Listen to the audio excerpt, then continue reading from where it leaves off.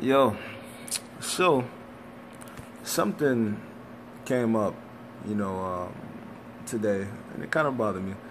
It was this video of this guy cursing out Jesse Jackson, saying, so many words. Why you owe that? Saying, doing nothing. You're not helping us. You're not being a leader. Do something. Do something. I get that. I feel the frustration of the young man in that video. I lived in St. Louis for 10 years. I'm in Chicago now. I've been around violence my whole life. I lived in the worst hoods in St. Louis. I lived in the worst hoods in Chicago. And, no matter where I've went, it's the same shit. Anywhere there's poverty, there's going to be problems. That's anywhere in the world. But what the guy did, in my opinion, I think it's wrong. For one, Jesse Jackson's 73 years old. And it's not only Jesse Jackson. It's Jesse Jackson. It's Al Sharpton. These guys are old, man. These guys have been, in one way or another, representing black people, and I'm not saying these guys don't get paid off this stuff or being there at every event don't get them paid, because I know that's what some of y'all motherfuckers going to say. What I'm saying is they've been doing work for the past 30-some years.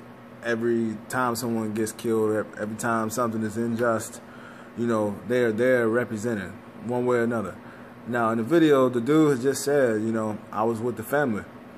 If my kid got killed, I would see it as a great honor. This guy took it out of his day, out of his time to come there. Out of all, Mike Brown, the only guy who got killed today. I'm sure, Antonio Smith in Chicago, 9-year-old, just got gunned down. There's plenty of people to choose from, but he chose to come there and show face. And you're cursing him out because you want change, you want instant gratification. Well, that's not how it works. Michael Jordan can't ball at 75 years old in the NBA. I love Michael Jordan to death. Anybody that knows me knows I'm a diehard Bulls fan. But that's just not how the world works. Sometimes you pass the torch on to your new young leaders. I would ask you, most young people don't even know who the fuck Jesse Jackson is, for one thing. Most 12, 13, 14-year-olds, they don't know who Jesse Jackson, Al Sharpton is, besides they seen him on TV for some other political movement or something. But who do you think they would respond or gravitate to more? Jesse Jackson or Beyonce? Jesse Jackson or Jay-Z?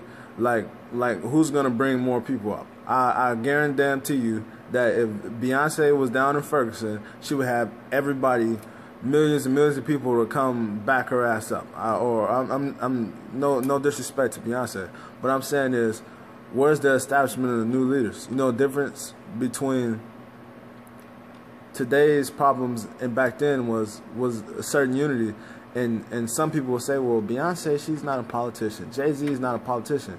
These people are leaders. Whether you like it or not, they're leaders. Like Sam Cooke wasn't a politician, but through his music, he did what he could.